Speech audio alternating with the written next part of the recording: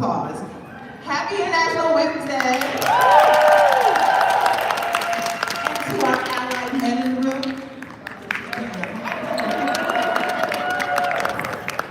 So, I'm Janae Lee.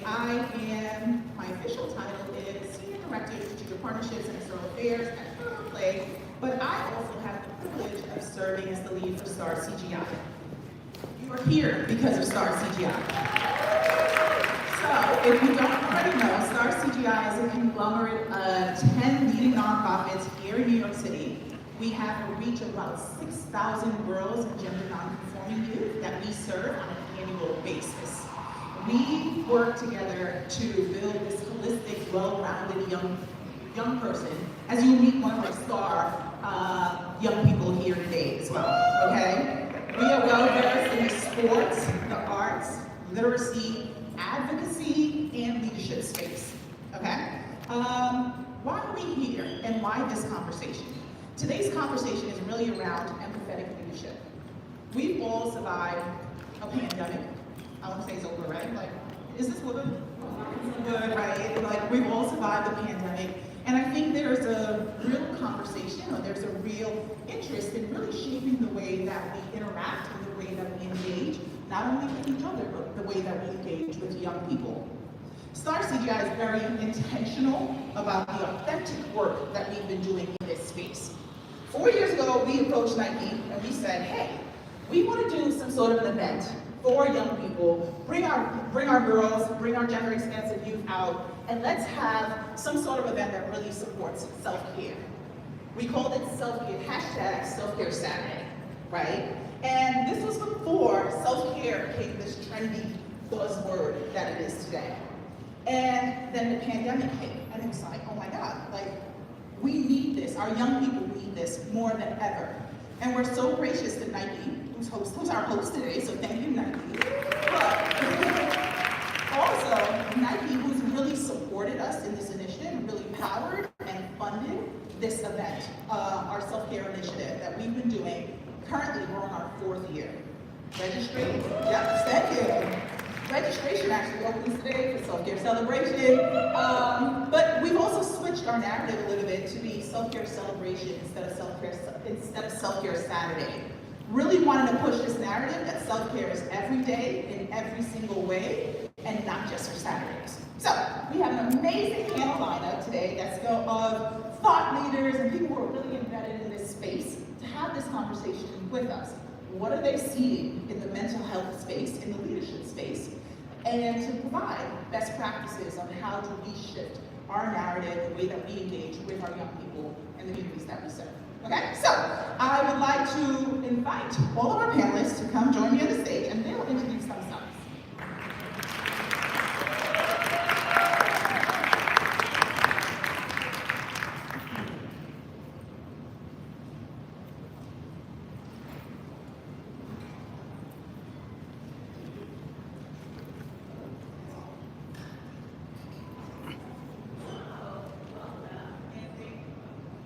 Welcome, and thank you so much for joining us. We'll start with you, Elizabeth, and we can move on down the pew, and we'll introduce ourselves. And let's throw in an icebreaker. What is your definition of wellness? Thank you so much. Good morning, everyone. I'm excited to be here and for this conversation. Good morning. My name is Elizabeth Angeles. I am the Vice President of Advocacy at the United Way of New York City. We serve low-income New Yorkers across the 5 boroughs. And I define wellness as the opportunity to thrive. So having access to health, wellness, financial stability in order to lead your best life.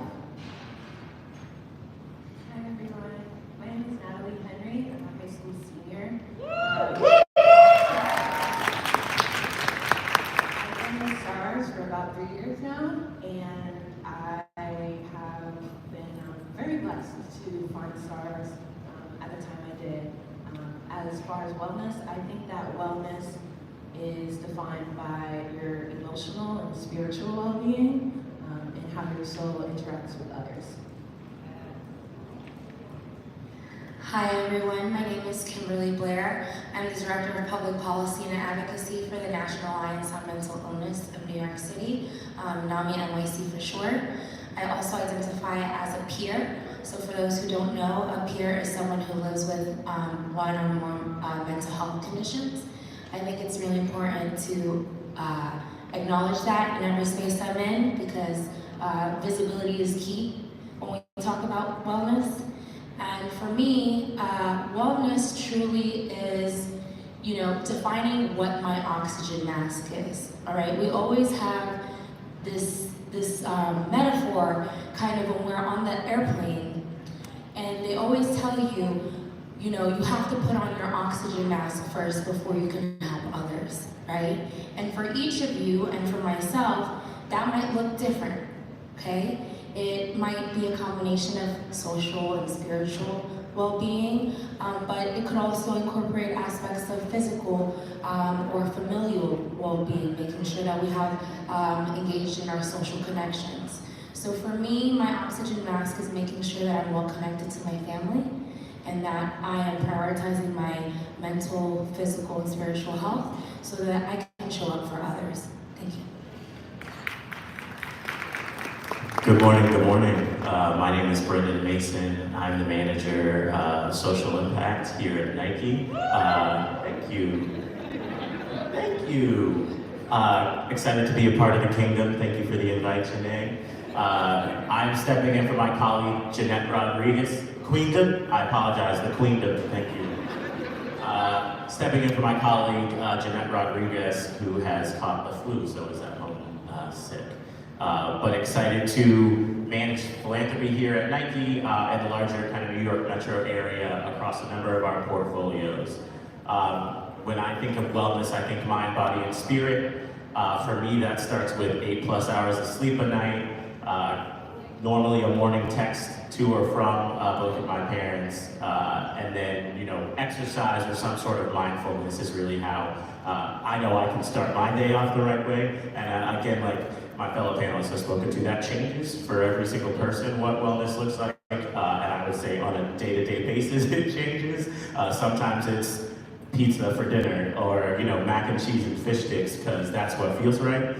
So it's really, like everybody has said, about refilling that cup to make sure that we can do our work at full bore. I love it, thank you. Awesome, so we're gonna kick this off. I will start with you, Kimberly. You are obviously in the mental health and mental illness space, right? And so I'd love for you to share with us a little bit of what are you seeing out there? What are your research indicating and showing that's happening, the effects of the pandemic, or just people in general? Definitely. So first, it's really important for all of us to set the context of New York. So we're in this space right now, and if you count 1, 2, 3, 4, 5, 1 in 5 New Yorkers right now actually has a diagnosable mental health condition. That's actually pretty substantial. Sometimes it oscillates between 1 in 5 and 1 in 4. So that means at any given point, a quarter of our state could be dealing with mental health conditions. I think it's really important that we normalize that so that we know that if you are struggling, you're not alone. There's actually likely someone sitting next to you who also is struggling. When we look at youth, traditionally, I talk about decolonizing or dismantling research because traditionally, we have underrepresented groups that get surveyed over and over, as well as the white majority showing up more prevalent with mental health conditions, but we know that that's not true. So when it comes to youth in New York State, traditionally we have seen higher suicidality attempts and planning and ideation with white youth, but in recent years, the past decade, the highest rising rate of suicidality is actually among Black youth, okay? So we are seeing an increase in Black youth who are attempting suicide or who are contemplating. And so it's really important that we focus on just normalizing talking about mental health in all spaces, so that our youth do feel comfortable coming up to us if they are seeking if they are in need of help or having some challenges. Across the board, we have like 18.8% of youth that have been contemplating suicidality. That's based off of the last 2019 Youth Risk Behavioral Assessment nationwide. Because of the pandemic, we actually don't have very recent data, which is actually very concerning, right? Because we know that the isolation and all the things that the youth have gone through, and ourselves as well as adults, has an impact on mental health. And so if we don't necessarily, we haven't had the opportunity to do as much recent surveying because of the pandemic, but we know that if it was 18.8% on youth before, it has to be higher now. So this is really important that we contextualize this and know that we need to uplift our most marginalized communities and center the mental health of Black youth even more so now than ever. Thank you. Thank you so much for sharing that. I'm going to kick it over to Natalie. Natalie, Kimberly just gave some staggering statistics, right? I'm curious, when you engage, when you speak with your peers, what are some of the feedback that you're getting from your peers as well? Or maybe it's your individual experience that leads to your current mental state or the state of mental health of Gen Z. Yes, I would definitely say that quarantine was a doozy. It was for me my freshman year, and I went back to school afterwards, like not knowing how to talk to people, not knowing how to make friends, not knowing how to communicate with my teachers. And then once we finally did break those barriers, I found that it was really hard to just connect authentically because I kind of forgot how to do that. Everything happened behind the screen for a good, I would say, 2 or 3 years. And then with the rise of social media, it was kind of like it wasn't completely necessary to talk to the person next to you. I find that there's so much in our generation that supports our lifestyle, and it's really hard to break out of it because that's all we see nowadays. But I find that like even our music, like yeah, there are artists who talk about mental illness, but it's kind of normalized in an unhealthy way. And it's kind of like this out of mind or out of body thing that it's not so real in a way, just because it's over normalized to think about this and to cry about things. And really, I appreciate that like we have that space, we have been normalizing that. But as far as like what's the next step, like how do I get help? How do I seek out my peers? How do I seek out adults that I can trust? So I can definitely attest to that.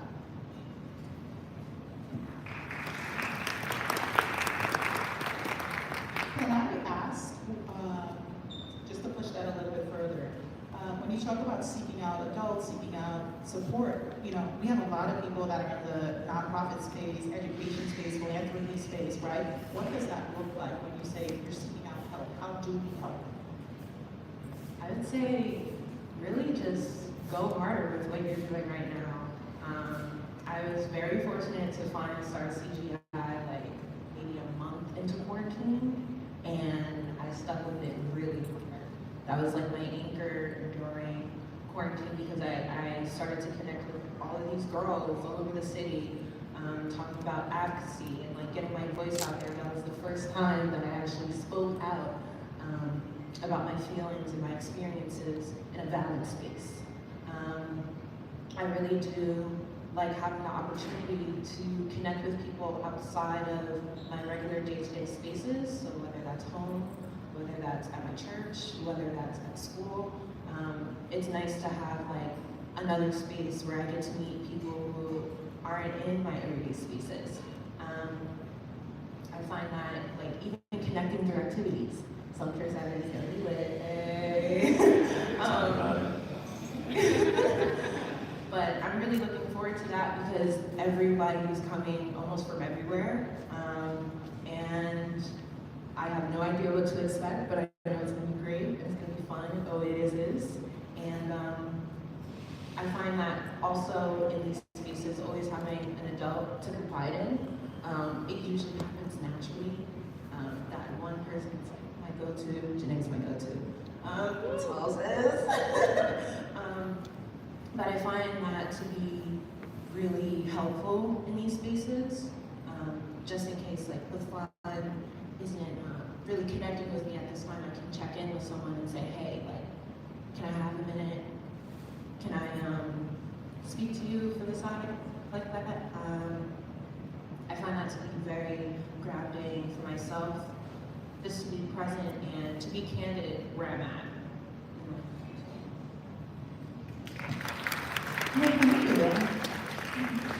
Okay, I'm going to switch to you, Elizabeth. I'd love for you to share a little bit about the work that you're doing as well in the advocacy space through United Way NYC. Yeah, absolutely. So a lot of the work that we do at United Way touches across the issue areas that some of my panelists have already mentioned, right? So thinking about health and wellness, education is another big pillar of our work, as well as food access. So we provide operational support as well as funding support for hundreds of food pantries across the city, for example. But on the advocacy front, we know that emergency food isn't enough. So while we're advocating to make sure that folks who are accessing emergency food can do so in a dignified manner, so that means instead of having folks wait on long lines, we've developed a system in partnership with others so that folks can reserve their spots, right? So it's a much more dignified experience. But we know that the root cause of this is really that families are struggling to meet their household budget needs. Folks wouldn't have to wait on their lines or rely on emergency food pantries if they had enough money in their budget to buy the food that's culturally relevant, that adheres to their dietary preferences, their dietary restrictions, right? So that's the root causes that we're fighting for. That means really pushing for an increase and support of benefits access, SNAP, right, emergency food stamps, and making sure that we can streamline access. Folks may not know that those benefits are already restricted, right, in terms of immigration status, in terms of folks who are undocumented, but also folks who are documented. Green card holders have to wait 5 years before they can apply or be eligible for these SNAP benefits. So we're trying to increase access and streamline opportunities. How that connects with students is that we find that most SNAP beneficiaries are actually families with children, right? We know that students are hungry, students can't learn, right? And so we're pushing for things like universal school meals at the state level to really codify the opportunity for students to have breakfast and lunch in school. One of the other key pillars of our work, which I know we'll talk a little bit about, is our Women United group. So this is a volunteer affinity group that we have for women who want to give their time and treasures to support some of our initiatives. Some of the work that they're involved with is supporting our Read NYC initiative, which is focused on increasing literacy in the Bronx. This is really targeting 3rd grade reading levels because this is a critical marker for students. And the key approach to this work is not just focusing on what's happening in the classroom, but how are students being supported outside of the classroom, right? So already we talked about supports, right? Community connection, having those mentors and folks that you can confide in. A lot of that work is about acknowledging that parents are the children's first teacher. So how are we supporting parents in being able to read to their children at home? have the actual tools so that parents who may not speak English or be familiar with the US school system still be able to contribute and feel connected to the school community. And so supporting students outside of the classroom by supporting parents, supporting food access, supporting health access through all those wraparound services is part of the approach that we take in our programs and in our advocacy as well. Thanks for sharing that. I want to switch gears a little bit, right? We're in your house, so, well, you're in the kingdom today, so. Obviously, you work in the SCI space, right? And we know that Nike's been a huge supporter of stars in this wellness space, but it's also one of the key pillars that you all are prioritizing moving forward, right? And so we're curious, what are some of the initiatives, what are some of the initiatives that you're looking to implement that can really support young people? Natalie just stated some of the, how an activation like a self-care Saturday that she's done with us, how that supported her. How is Nike expanding that reach?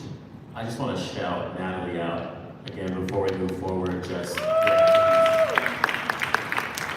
her vulnerability up here, being able to speak to her experience is really important. And as somebody who doesn't interact with young people on a regular basis, like that, go harder. I will wake up tomorrow with that on my mind of maybe I need to get up a half hour earlier and answer these emails. Because seeing you this is a real reflection of what the partnership actually means and what you all are experiencing from your perspective. So I just wanted to take a moment to say thank you for sharing that, because I feel cool. Speaking of Nike, our DNA really is sport and athletics, and so we approach mindfulness with that in mind, right? I think as a sport company, we think a lot about you have to be at your best mentally to be at your best physically, whether that's in sport or in life broadly.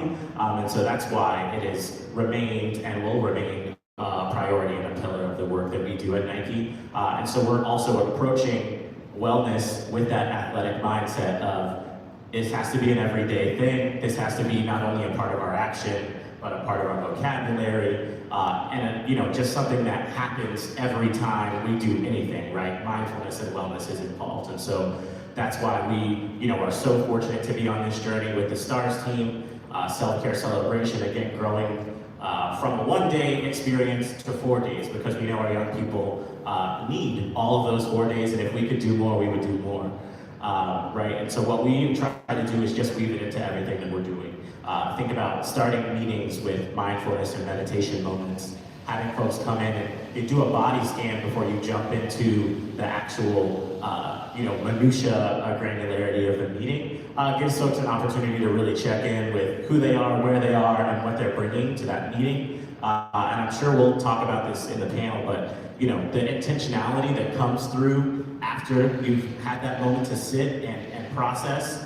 After you've had that moment to kind of throw out the things that you brought with you from the subway, is super helpful, right? We can all lock in and dig in on what we know is most important. And so in addition to doing that internally, right, we're obviously offering resources to our colleagues here at Nike, whether that be a wellness room or access to platforms like Headspace or things of that nature. You might have seen on the digi screens as you came up, we have breath work and workout exercise opportunities for our colleagues as well, because that is another reminder that your mental and physical health is important. I will say I haven't had the opportunity to jump out of a meeting and do any of those exercises yet, but again, it is something that we are weaving into everything that we're doing. And again, when we think about our partnerships and community and with nonprofits, it's with organizations who have that built into what their programs are doing as well, because that wellness piece is key. Like, you can't play basketball if you don't feel safe. You can't, come and write and express yourself if you don't feel safe or comfortable in these spaces. And so for us, that's, probably the second thing that we're talking about when we're on the phone with partners, and just trying to better understand how they're approaching health and wellness. And again, obviously we have lots of resources that we like to share if folks are looking. And again, I think being in a network like this, being in a room like this, being able to share with each other, this is what's working for us, you should go check out XYZ, is really where we build capacity for everybody. And so something we really like to do is convene, like we're doing this morning. First of all, I like that answer, right? And you kind of segued into what would be my next question, right? Because we're all leaders on the stage, we're all leaders in this room. And I think, we're going to shift the conversation to leadership now, because I think as leaders, we're constantly evolving, we're constantly changing the way that we interact with our peers and our young people, right? And so being in this social impact space, we're continuously pouring into others. How do we now shift the narrative to pour into ourselves and into our peers, especially in this space where we're oftentimes resource stretched? How do we pour into ourselves so that we can continue to do the work? I'll pass it to you first. Sure, this is something that has been really top of mind for me, particularly because of the pandemic. I think especially for so many of us who are in the social impact space, and we just heard we talk about keep going. Like, this work is important. We know that. Our hearts are in it, our minds are in it, and we're fully in, and we know the importance of our work and that it's needed. And with that is a double-edged sword. There's a great passion that comes with that, but it also means we have to be very careful about not wearing ourselves out and taking care of ourselves. And so one of the things that I started doing, I had the privilege of being able to work from home during the pandemic, but what that meant is that I was using commuting hours and other hours to work and keep working. And it just felt like what needed to be done, given all the needs our communities were facing, all the issues. But it didn't work out so well for me. And over time, what I started to do is actually block out time in my calendar for lunch, for walk, for break. And I think I'm a big believer of modeling leadership, right? So if your peers start to see that, hey, I'm actually offline for this half hour for my walk, you could start to create boundaries that are actually very healthy.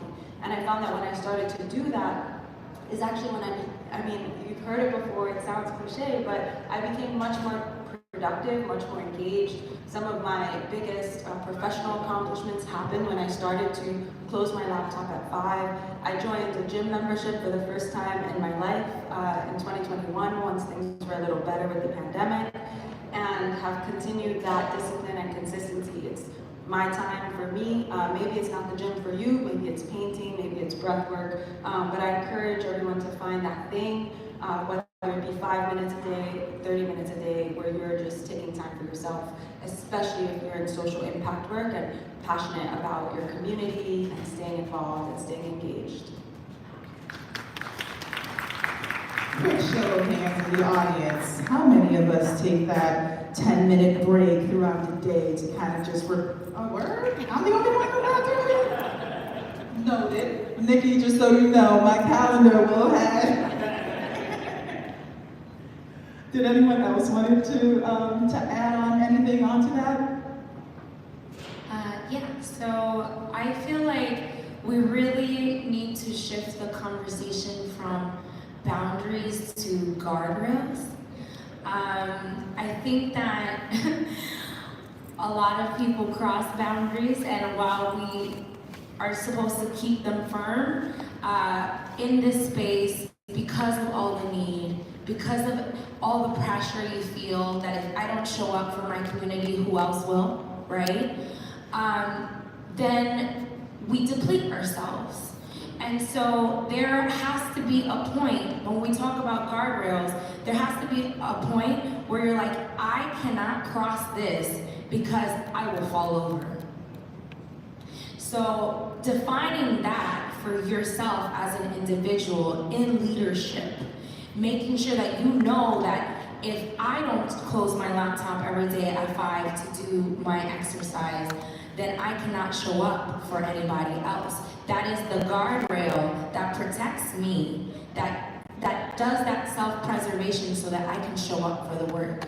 I always try to live by this Audre Lorde quote, which is, self-care is not an act of, and I'm sorry if it's not verbatim, but self-care is not an act of self-indulgence, but it's an act of self-preservation, and that's an act of political warfare. And if we really thought of self-care and tending to our needs as dire. Think of war, it's life or death. If you do not define what that means for you, then you cannot show up for the movement. You cannot show up for the revolution.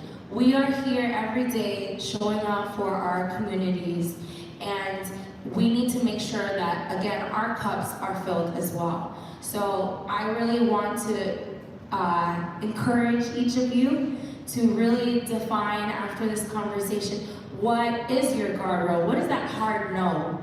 That when your boss is messaging you at 5:58 and you're supposed to be shut down at 6, what is that stopping point or that tipping point for you that you need to define beforehand so that you can show up for others?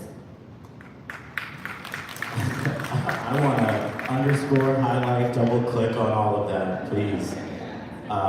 Yeah, you can't pour from an empty cup. On one hand, it is a blessing to be able to do this work, to feel aligned, to know that you are passionate about it.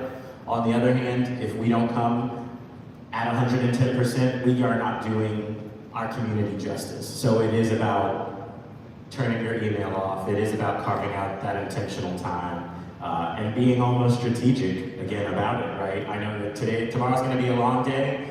Maybe I shut it down half an hour early today, so I can do all the things that I need to do to replenish myself, whether that be family time, friend time, actual sustenance, rest, whatever that is. And yes, rest is revolution, and so we have to be rested to do this work because it is war. Just rest is wellness, right? That's what we're all fighting for. So if you have the opportunity to rest. Like, that's part of wellness. We're working on that. We're gonna get there. We're gonna get there, but we're working on that. I don't want to monopolize this conversation. I do want to open it up to the audience to pose questions that you may have for these amazing panelists. Absolutely.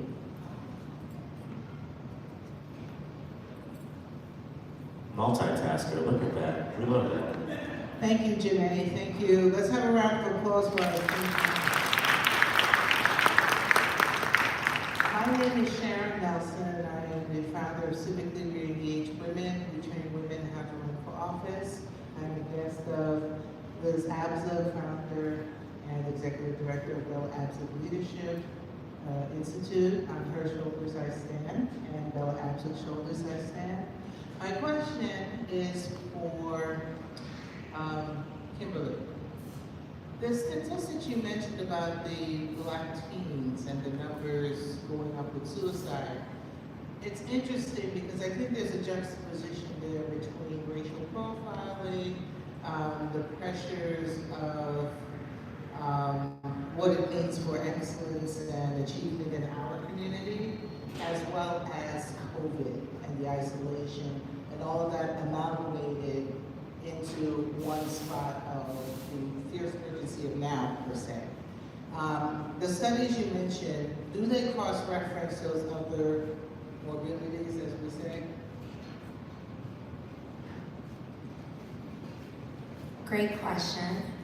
So I will just be honest that the National Youth Risk Surveillance study, it doesn't really go into a lot of the nuances and a lot of the structural inequalities that really put our Black and brown youth at these marginalized rates when we talk about suicide. However, we know that us as nonprofits in this field are trying to address those more upstream causes and bring those to light.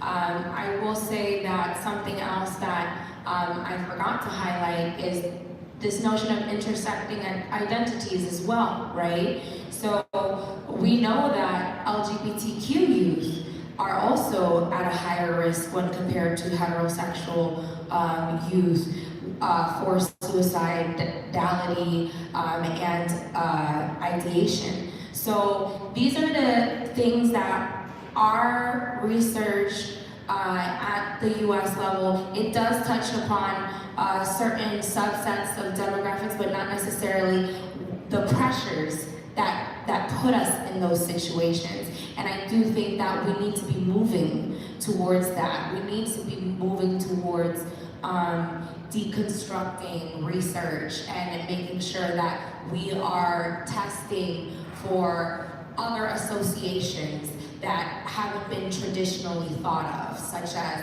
we mentioned food insecurity, right? That's something that you never see that when in a research study on mental health, right? You never see that tied together. And it is something, it is a pressure that we see in our communities. So the hope is for the future, right? And for us as constituents, as those who vote people in office, that we show up and tell our legislators, this is what we want to start seeing in the research. This is what we want the funding to be appropriated towards in order to prioritize this in the research.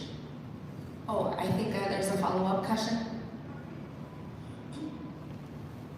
I'm glad you said all that, and I think this is the time in particular in the city, because you notice that the mayor has been making this, and the council has been making this a priority. You know, they say mental health, particularly in youth. So I would encourage you guys, particularly the corporates and the huge not-for-profits, the three of you, and of course you as the youth advocate, to go and talk to them about, I mean seriously, about funding in this area, because I'm sure my colleagues I know and we work in schools, and we're constantly up against the fact that they don't have enough counselors, they barely have one.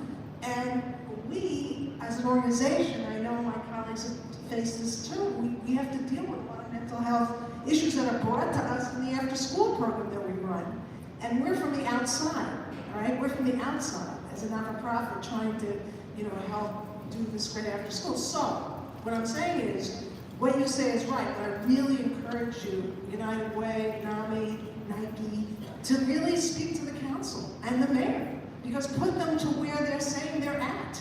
And they're putting more money. They're saying we're putting a large amount of money, and mayors keep saying that all the time. So I would encourage that. Definitely. Thank you. Absolutely, thank you for that. May I just add something real quick before we go to the next question? I like you too, because you're about action. I can see it. We love action. So I'm actually going to, I work in the policy space, and I do work with council often, and I want to actually encourage each of you as New York City residents. There's an upcoming budget hearing for mental health resources on March 21st. Anybody can show up in the public and testify. If you can't sit there all day waiting for your turn, you know, you can actually reach out to advocacy@naminyc.org, and we can help you submit written testimony for what you're seeing that you need in terms of funding for mental health. We think when we talk about the students, by law, there's supposed to be one social worker or school psychologist per 250 students. That is the lowest threshold I can ever imagine. Imagine one counselor for 250 students, and some of our school districts have none. These are the things that we need to be showing up and telling our council about. So thank you.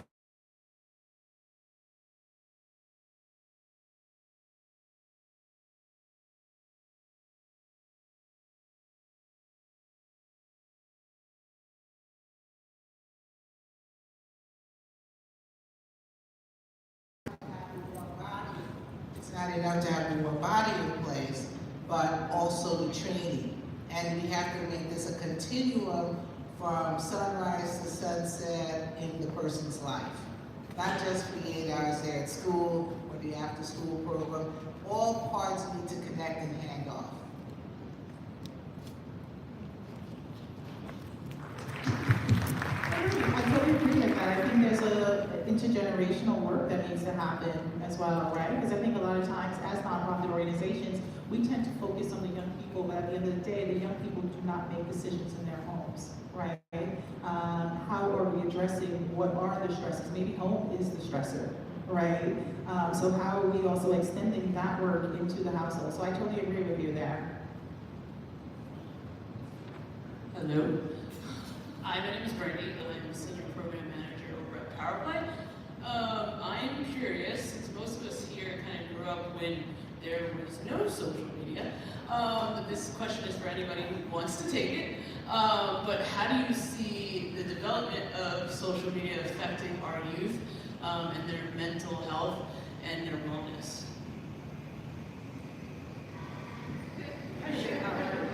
To the youth. I would definitely say that social media has portrayed a false narrative of what life is supposed to be. My immediate childhood was surrounded by Disney Channel and Disney Channel Lives.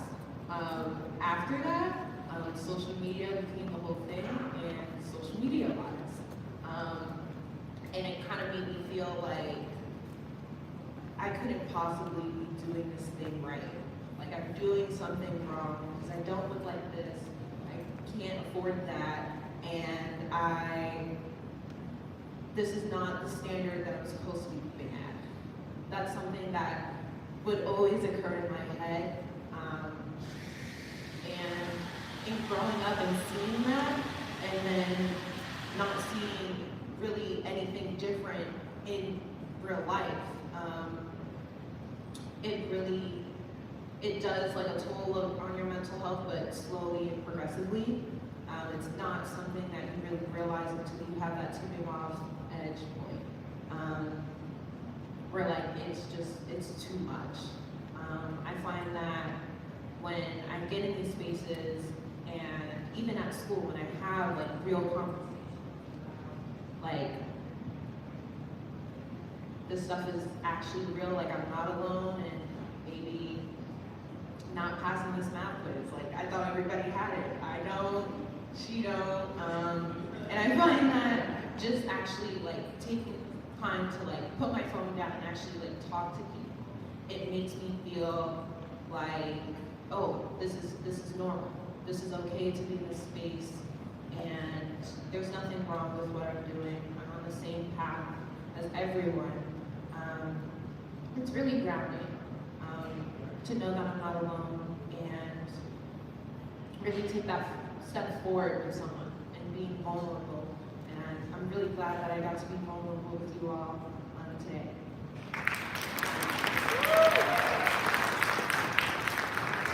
I actually had a conversation with a peer of mine, so I'm in my mid-30s, who was speaking to one of his friends and was like, he too is comparing himself to other people on Instagram. So don't feel like it's just the youth that are having that issue. I think we are all in different ways struggling with it. That's why you see folks taking a month off from Instagram or whatever the case may be, is to have that moment to come back and ground themselves.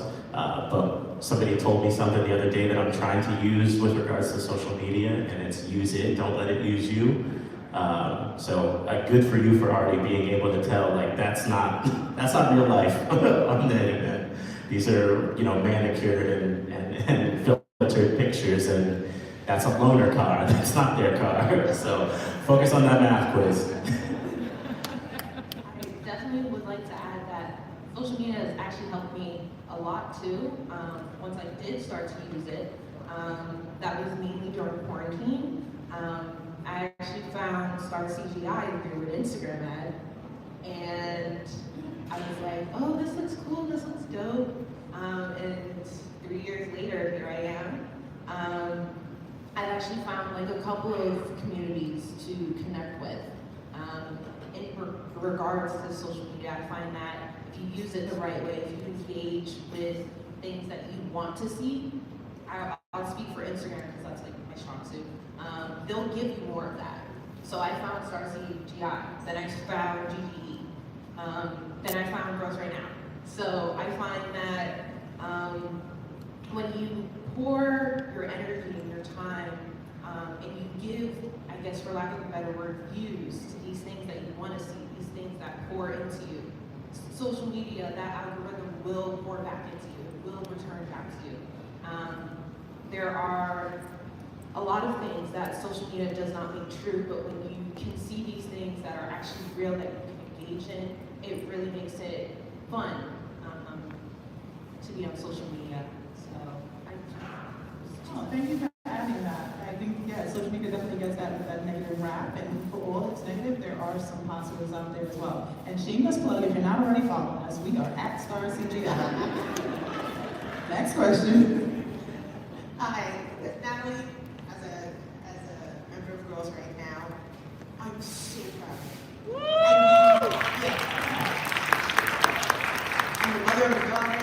I work for an organization that's uplifting young women and gender expansive voices.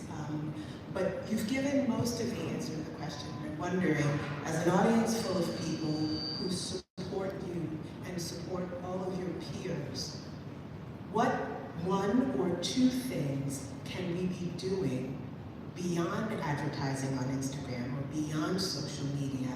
How do we show up in the places where you are so that we can do the work that we're committed to doing to support you?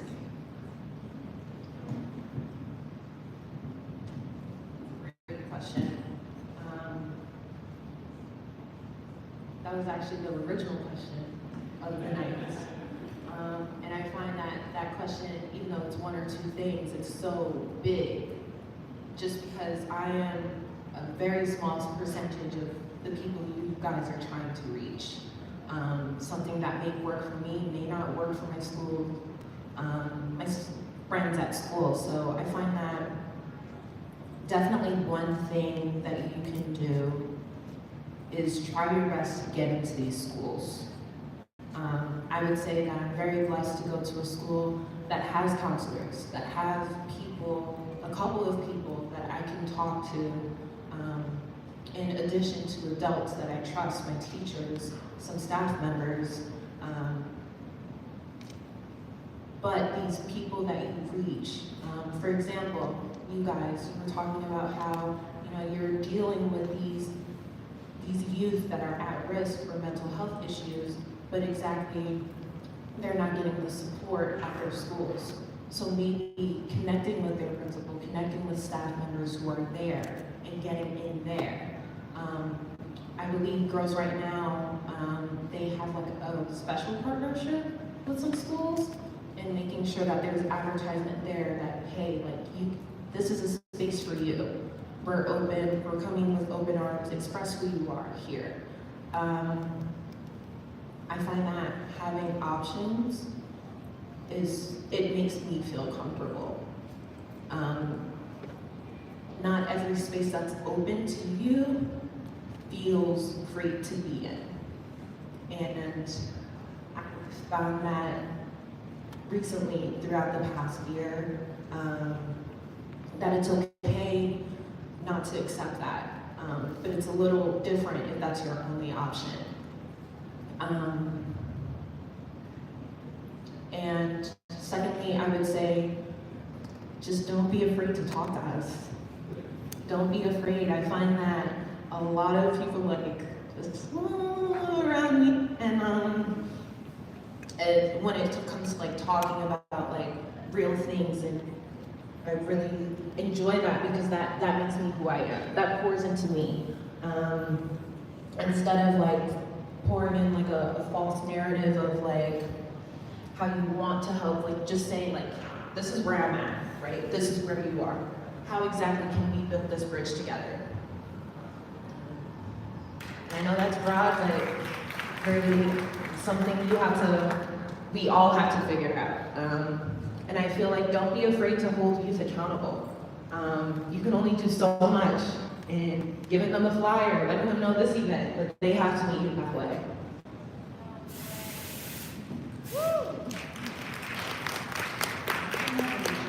Any other questions for Ms. Natalie?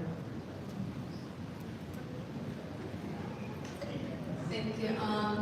My name is Manar Jayam. I am a mentee alum at Girls Right Now. I just wanted to pose this question. As a Muslim American, you don't really see proper representation in the media, and it's really hard for us to really reach out and say that we need help. So what advice would you give for me to maybe encourage fellow Muslims and fellow Arabs in the community to that it's okay to reach out for help? targeted to any specific panelists? No, just open. Okay. Yeah, I can try. So I identify as both Black and Latina. So I'm not part of the Muslim community. However, as someone who grew up Afro-Caribbean and grew up in like conservative and religious environments, I know how some communities can normalize how mental health should be taboo or should not be discussed because it is a sign of weakness. And that's exactly why earlier I opened up about living with mental health challenges. I feel like it really starts with us, and even if you don't necessarily have a diagnosis, just actually talking about mental health constantly as if it's nothing, as if it's everyday conversation, because it should be, right? That's how we actually start making it more comfortable for our elders in our communities and across the board. I have seen also with my own, like grandparents who were of a conservative sect of Christianity, they would often say, oh, you can pray this away, you can, there's no need for medication.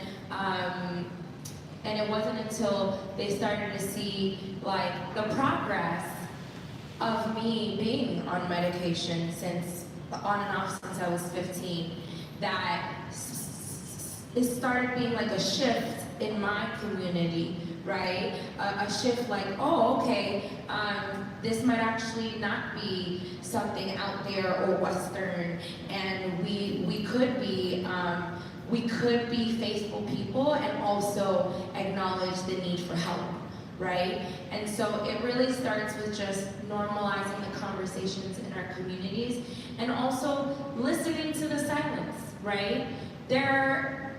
Whenever I talk about mental health in these public forums or in certain settings, you'll always notice who is engaging right away and who is a little more reserved. And those are the people we have to reach out to the most because they might be the ones who are actually struggling themselves, right? So listening to the silence in our communities is actually where we need to be diverting our attention and our resources to as well. I hope that answered some of your questions. Thank you. I just want to also thank you for asking the question, because by doing so, you showed up here today, you asked the question, you're raising consciousness, right? So we all are now thinking about that. And advice that I generally give to folks when they think about, starting any sort of action or social movement, advocacy of any kind, or even just general career advice, is to cultivate your tribe. Start to build people around who might be interested in the same thing. And as was mentioned, just start to have those moments of conversation within your own peer network to raise that consciousness, start moving those conversations. It starts with you and it goes a long way.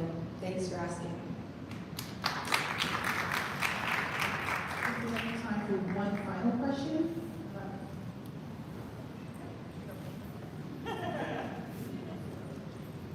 Hi, I'm Ashley. I'm on the Power Play Junior Board. I want to expand on that question a little bit. I work in corporate America, and it's full of bureaucracy and politics, and I can only imagine that that is true for all of you guys as well, if not more so.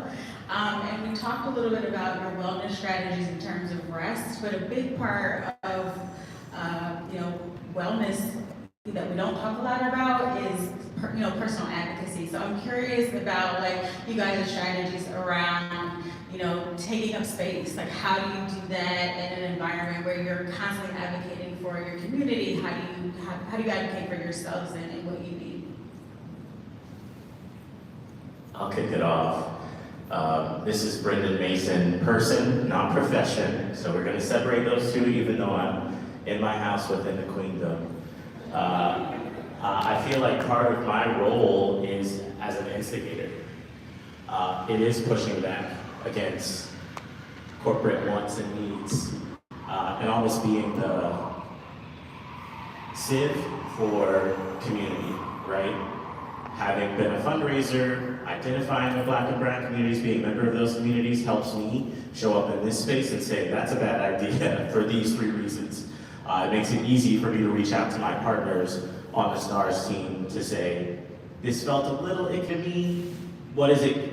What are your thoughts, right? And also understanding my privilege, being a Black man and not a woman of color in these spaces, that there are some things that I can say and tones in which I can say them that my colleagues won't have as much success doing. And so, again, I feel like if I'm going to fight, this is the right thing to fight for, especially in this space, right? It is to say, this should be an easier process, or, you know, this isn't necessarily culturally relevant. This doesn't align with the mission of this organization. And it's easy to take up that space when you know you're doing it for the right reasons. And so, for me, part of that rest is so I can get up and get after it if I need to, right? If I need to come back with the receipts of this is why we're doing it this way, like I can do that. Obviously, you, in the corporate space, you want to have it align with, you know, the larger goals of the company, and whether it be kind of an employer resource group or whatever the case may be. But sometimes it's right versus wrong, and when it's right, we're going to push for right. And I think for me that is, I walk out of those meetings almost smiling, like I didn't mean to piss anybody off, but like if you are pissed off about this, then maybe you should be, right? Because I feel like the issues that our community is facing, and all of our partner organizations are working to help alleviate, and the barriers that are placed in front of people, it's BS. And so if you're doing this work and you're not inspired and fired up to go and push back against those systems, then maybe this is the wrong space. Because I want to be in this war with folks who I can pass the weapon to, you know, settle myself and come back out and do it again, right? People that believe in the work, because, you know, they're going to be willing to do their last to get something across the finish line. And so really look for that, and like to take that fight into work. I can add, from a STAR CGI standpoint, one of the things that we're doing, we've entered officially the advocacy space as well when we launched our town hall series, really prepping and giving young people the tools to advocate for themselves. Because there's so much that we can do, but we want the Gen Z voice, right? Like, it's received so much better. And so we launched these town hall series where young people can decide their own, you know, topics and, you know, research city council members. This is the platform, this is the conversation. And some of the feedback that we've gotten has been, well, since I went through this program, I now know how to advocate for myself in my school community, right? So I wanted this, and so I figured teacher XYZ was the best person, and I went and we formed this club, and we did, you know, we did this, and we're doing the work. So we found tremendous success in our town hall series that we've been doing too. And the next one will be March 6th. I'm sorry, May 6th. Y'all know I'm good for a plug. But anyone else wanted to add on to this?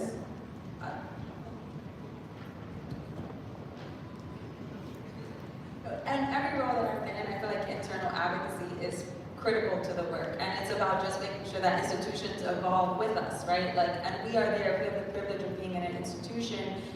We need to push those institutions to be more human, right? And to reflect our needs and reflect the community needs, and just wanted to underscore that by doing that work, if we're well rested and taking care of ourselves, we can do that work well. It's important work, and it's necessary work, and it makes us all better for it. It makes our institutions better for it. When you're having those difficult conversations, everybody wins in the end, but we're being honest with ourselves about what we need, whether it's personal advocacy about equitable compensation, or it's internal advocacy to expand a program or change a requirement to make something better. Yeah, we're all better for that. I just wanted to say that STAR CGI, that town hall was actually my first time really speaking up about my experiences. And it took a long time for me to actually be comfortable in taking up space. The first 2 weeks I wanted to withdraw. just because I found that I was taking up space for the wrong reasons. I had nothing to contribute, just because my experiences have been different from my peers in that space. And I'll just dive into that real quickly about like how, yes, I am an only child, and my mom is a single mother, but I also live in Clinton Hill. I go to school in Manhattan. That's very big. I go to the High School of Fashion Industries, so they have their own connections. So there are some things that I cannot relate to, but I will tell you this, in these spaces, I have these strategies that I've already experienced, and I already know exactly how, some ways to improve it and to implement it in other communities. And with funding or not, I have these ideas that I can bring to other people to see, like, how exactly can this fit your community? How exactly can adults support you with this? How exactly can peers work with you to get this happening? So that's still something that I'm working on, and being present in the space and being myself in the space, but I'm just happy that I'm confident in sharing that with others. And you have an expanding community that will always be there to support you in whatever you need. So, this concludes our program for today. Thank you all so much for taking these couple of hours out of your morning to join us and to be here with us. We hope this was beneficial, and wishing you a safe, healthy, happy, restful